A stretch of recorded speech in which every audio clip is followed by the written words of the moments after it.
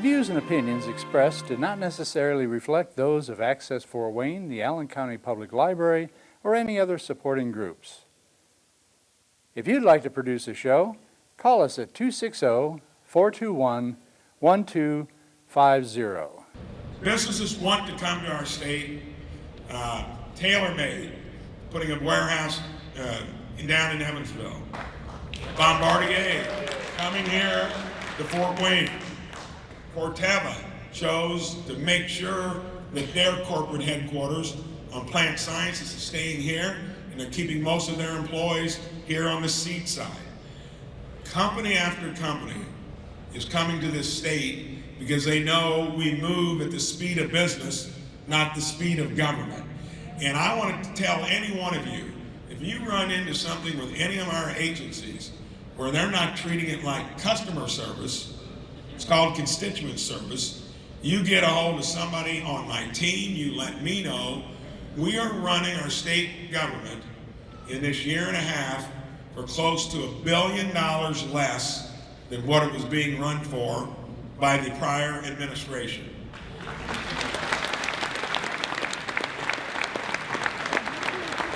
And we're getting a dividend on the revenue side, about another $1 billion a year. Therefore, that faulty forecast that I had to deal with at the end of the 25 budget session, I was already asking agencies to lean themselves up, just like we do in our households and our businesses. We've got the brightest outlook financially than we have had in decades. That unemployment rate, you've got to go back at least a couple decades to find it. So the best is ahead of us. People are moving into our state. We want to make sure my North Star is going to be raising wages for hardworking Hoosiers. We've done that already in a year and a half. Incentivizing jobs that the IEDC was spending $55 grand per job. We've lowered that by more than 2/3 to $15,000. And listen to this, wages in a year and a half in our state for those incentivized jobs have gone from $36 to over $44.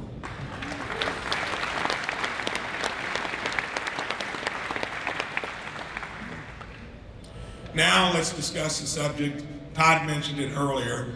It's not going to be called the Indiana Bears. But we're going to get the Chicago Bears into Indiana.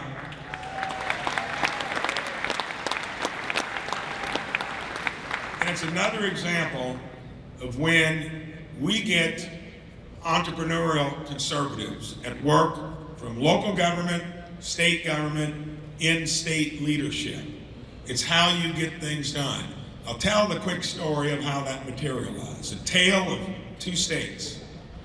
They knew the lease expired in 2033. They figured it'd be plenty of time to get it started 13 years ahead of time, 2020. Talked to their own government, governor, city of Chicago, that's a basket case, but I know, I just say it because it's true. They come to us after they restarted it 3 years ago and got no attention. 6 months ago, they call us up. I meet with the board at the residence. I said, this is going to be an honest conversation. Don't use this as a bargaining chip. They knew I knew something about real estate, and I do, running a business. We had that honest conversation. The legislature got the enabling legislation done in February. Ironically, their strong statement of pursuing it came out the same day. That was planned. We've been doing due diligence ever since. Their board of directors on June 4th, I get to call them at the residence hosting my 50-year Wabash class reunion. And Kayla comes up and says, you got an important call. I said, I'll get back to him tomorrow. This is a reunion 50 years. I said, who is it? The Bears. So I run upstairs. I very seldom keep my cell phone with me. I use it sparingly, but it's already ringing. It's Kevin Warren, president of the Bears. He's told me that that day, it was embargoed till Friday the 5th, that they're focusing on Hammond, Indiana. And Mayor McDermott in Hammond who said a few nasty things about me in the past. We're now best buddies, okay? So, we're gonna keep the momentum going, and it was mentioned earlier, I do embrace competition. I like choices. I don't want government or even entities within it kind of calling the shots. That's backroom to me. I ran against that when I ran for senator, and I've been about transparency and all of that ever since. So we're gonna have fun, a lot of fun. Don't just go over to Todd's tonight because he's got John Kennedy there. I'm gonna get him over to my suite as well. We're gonna stay up late and party and get down to business tomorrow, and we're gonna get through the convention, and we're all gonna back whoever comes out of it, and we're gonna keep doing what Indiana's about. Stick together, let's take it to new heights and horizons. Thank you so much.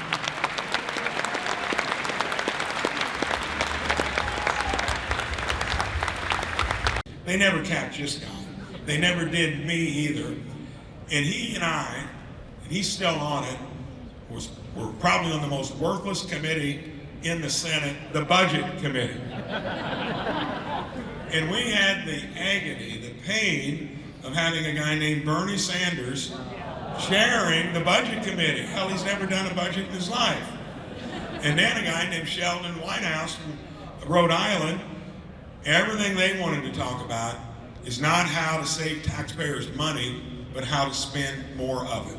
But what I really liked about John is I always knew the subject matter, but I was kind of a little more serious about the discussion, and I could keep seeing him flipping through this binder.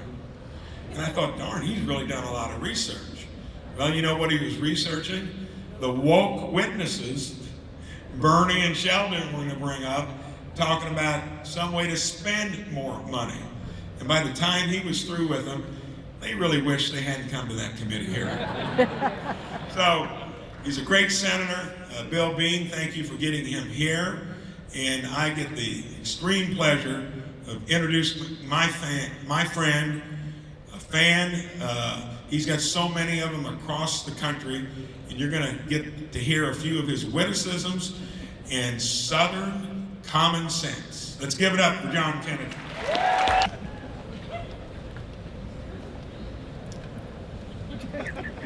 A priest and a rabbi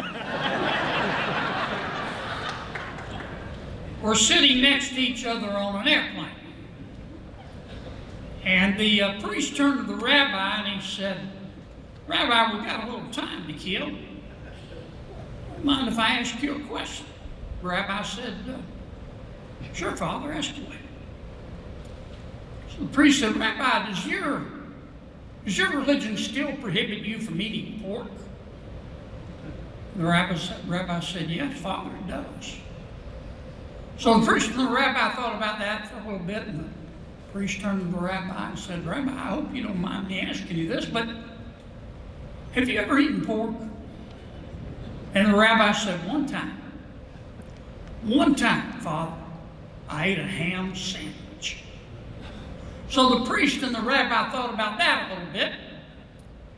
And the rabbi turned to the priest and he said, "Father, can I ask you a question?"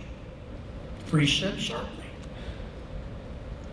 The rabbi said, "Father, does your religion still require you to be celibate?"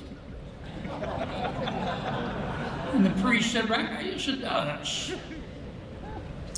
So they thought about that for a second. The rabbi said, "Well, you know what I'm going to ask you, Father. Have you ever, been with a woman?" And the priest said, "One time, Rabbi. One time before I went to seminary, I succumbed to the pleasures of the flesh." So the priest and the rabbi thought about that for a little while, and the rabbi leaned over to the priest and said, "Father, it beats the hell out of a ham sandwich, doesn't it?"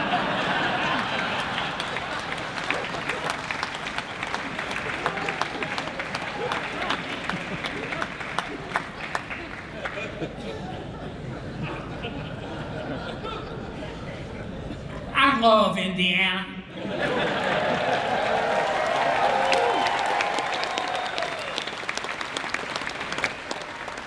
tell you, I like Indiana better than sex. Not really. But you get the point. I like Indiana. Louisiana and Indiana have a lot of similarities. We both have hardy people. God bless both of us with abundant natural resources. We both have 2 Republican senators. Indiana and Louisiana were admitted to the Union about the same time. I think Louisiana in 1812, in 1812, Indiana in 1816. Now, there are differences.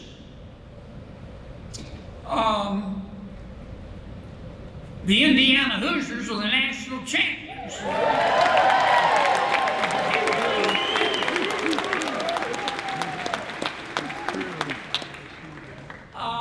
Another difference I can think of, we eat things in Louisiana that you would call an exterminator for to get out of your backyard. You know the difference between an Indiana zoo and a Louisiana zoo? If you go to an Indiana zoo, each animal has its own cage, and underneath the cage is the name of the animal. If you go to Louisiana Zoo, each animal has its own cage, and underneath the cage is the name of the animal, and underneath that is the recipe.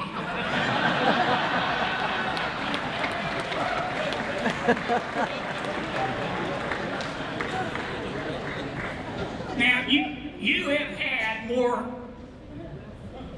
distinguished speakers than me, but none of them is as grateful as I am. This is a real honor. I want to give a couple of shout outs. I can't recognize everybody, but certainly your fine governor, my former colleague, Mike Braun. He's just the best. He's been a great governor.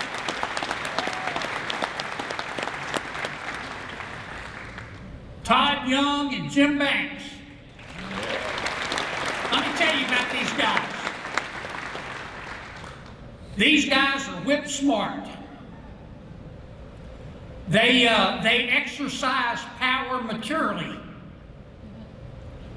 We've got a lot of senators that have mockingbird mouths. Todd and Jim are not those. When we Republican senators have lunch 3 times a week together, and as you can imagine, some of our senators talk all the time. Todd and Jim don't speak up at every function. But let me tell you something. When they do talk, people listen. People listen. You are just extraordinarily well represented. They're both nice guys. But let me tell you something. If you get between those 2 gentlemen and what's best for the state of Indiana, they will devour you like a light snack.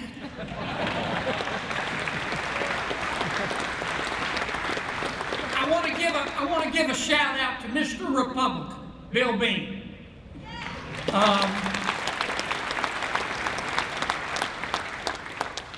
Not just Mr. Republican in Indiana, as far as I'm concerned, Mr. Republican in America.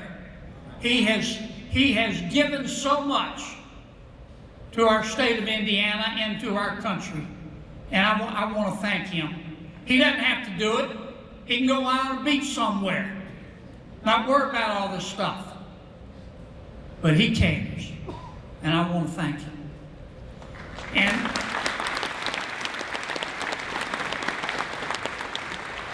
And you have another governor, former governor, that's a friend of mine. I wanted to recognize him tonight.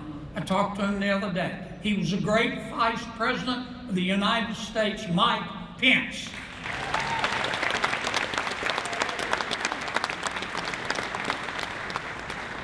Here's what I want to talk about for a few minutes.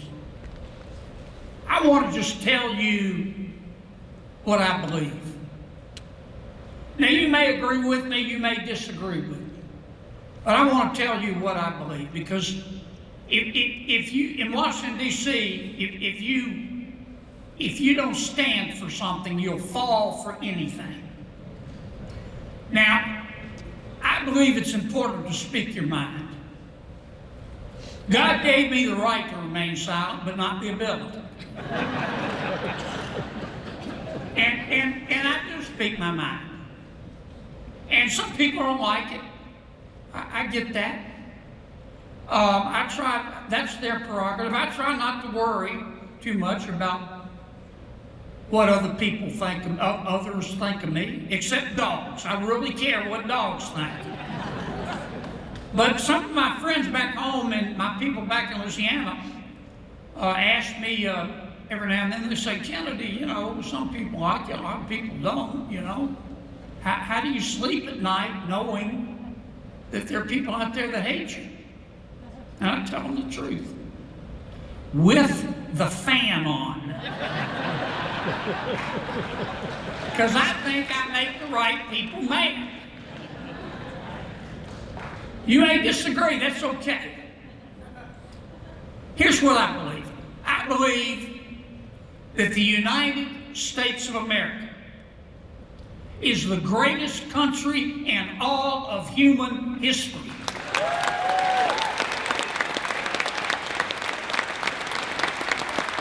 And you know what? You know what? The whole world knows it. When is the last time you heard of somebody trying to sneak into China? People want to come to America. Our country is so great that even people who hate it don't want to leave it.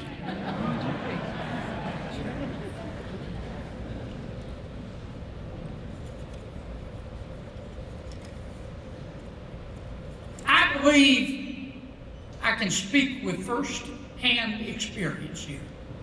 I believe that common sense is illegal in Washington, D.C. I've seen it, folks. As strange as it looks from the outside, you should see it from the inside. Let me tell you, there are a lot of smart people up there. I get all that. And every now and then I'll feel inadequate. But do you know what I do when I feel inadequate in Washington, D.C.? I just look around. I swear to God, you come up and spend a day with me and you'll meet some of these folks and you'll think to yourself, you'd be too polite to say it, but you'd think to yourself, how did these people make it through the birth canal?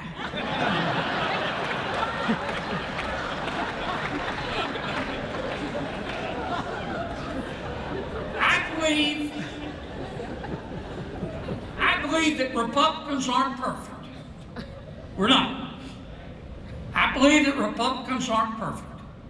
But the other side is crazy.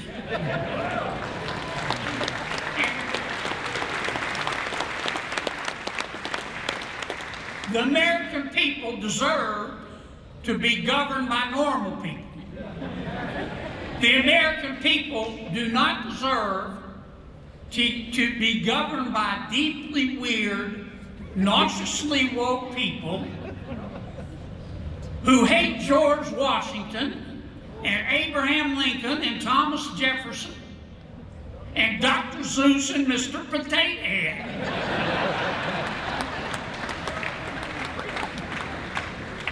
Who hyperventilate on their yoga mats if you use the wrong pronoun.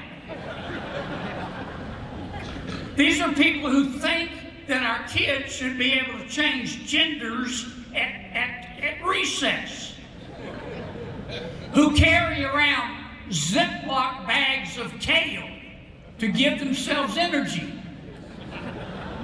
and who think they're better than us. And by the way, kale, to each his own. Kale to me tastes like I'd rather be fat.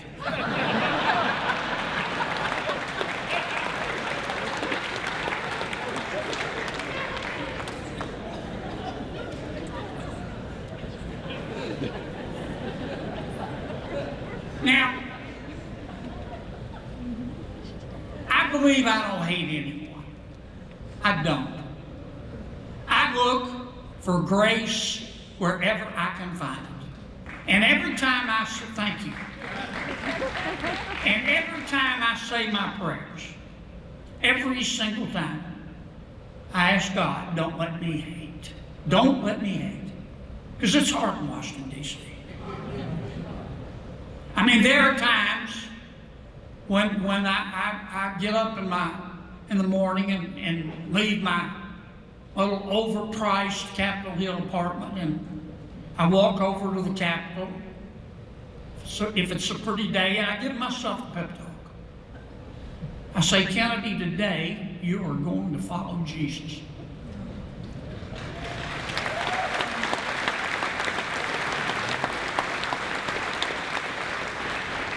And by 10 o'clock, I still want to follow Jesus, but I also want to slap the hell out of somebody. But I don't hate anyone. But President Biden left us a mess.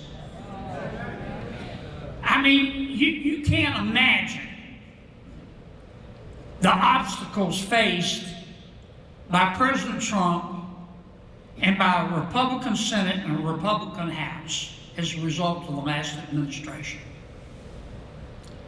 President Biden and his team, they mismanaged Congress, they mismanaged COVID, they mismanaged the economy, they mismanaged the national debt, they mismanaged inflation, they mismanaged the border, they mismanaged crime, they mismanaged Afghanistan, they embraced cancel culture, and they sacrificed America's energy independence.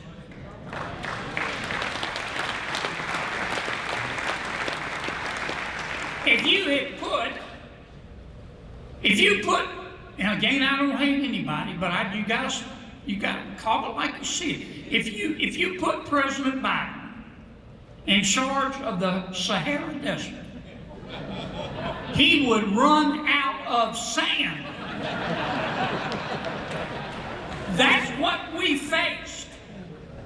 Ask Jim, ask Todd.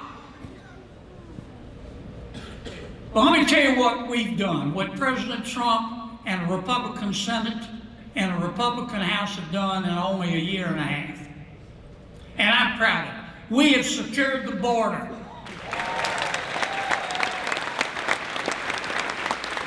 We have reduced crime.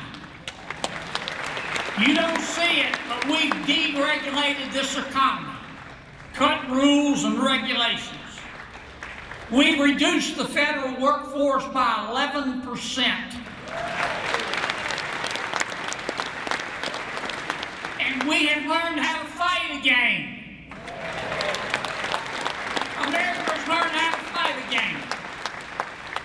We passed a huge bill called the One Big Beautiful Bill. And it is the most breathtakingly expansive piece of legislation I've been involved in the 10 years I've been in Washington. We cut taxes by $4.3 trillion.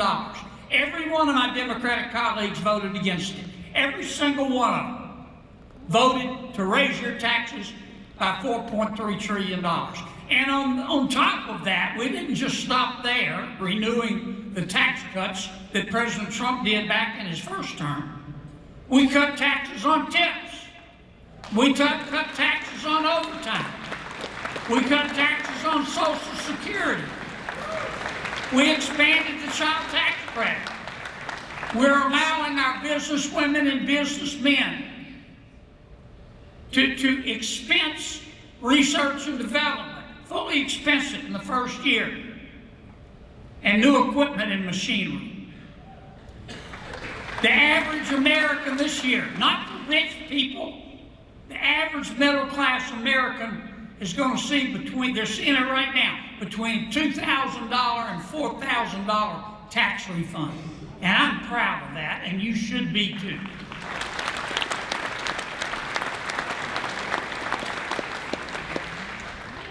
What else do I believe?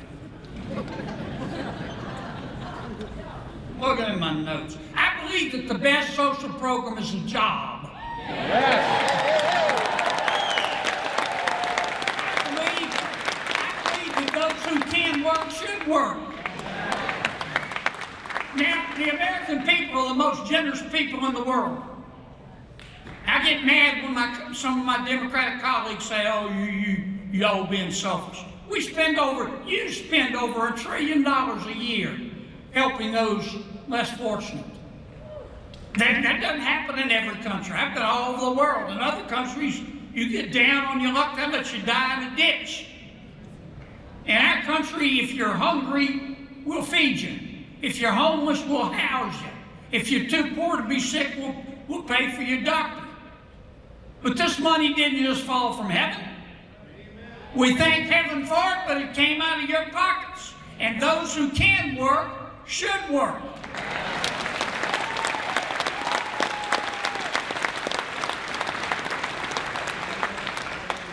And that's why in the One Big Beautiful Bill, we now require, if you're able-bodied, to get Medicaid, you got to get a job.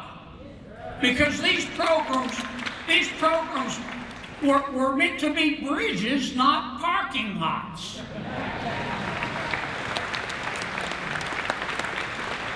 I believe that all life is precious.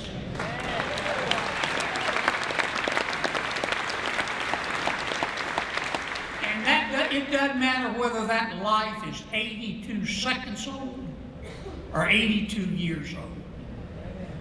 And shame on people who actually celebrate abortion.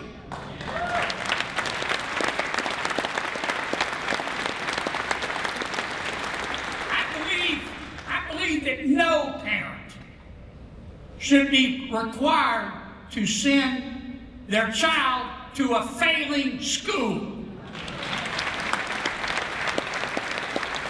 where violence is common and learning is rare. And thank you, Governor, for starting school choice in the state of Indiana. Competition makes all of us better.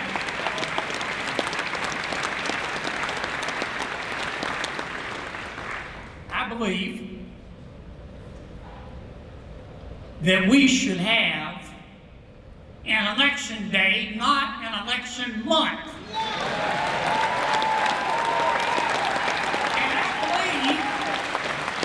That you ought to have to prove you are who you say you are in order to vote, my God. And that's why we've got to pass the SAVE Act.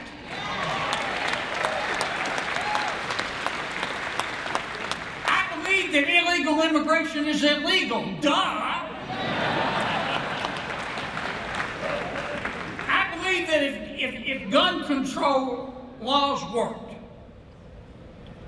if gun control laws worked, Chicago would be Mayberry. Instead of the world's largest outdoor shooting range. We don't have a gun control problem. We've got an idiot control problem.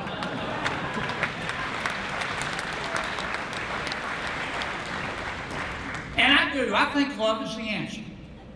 But I own a handgun just in case.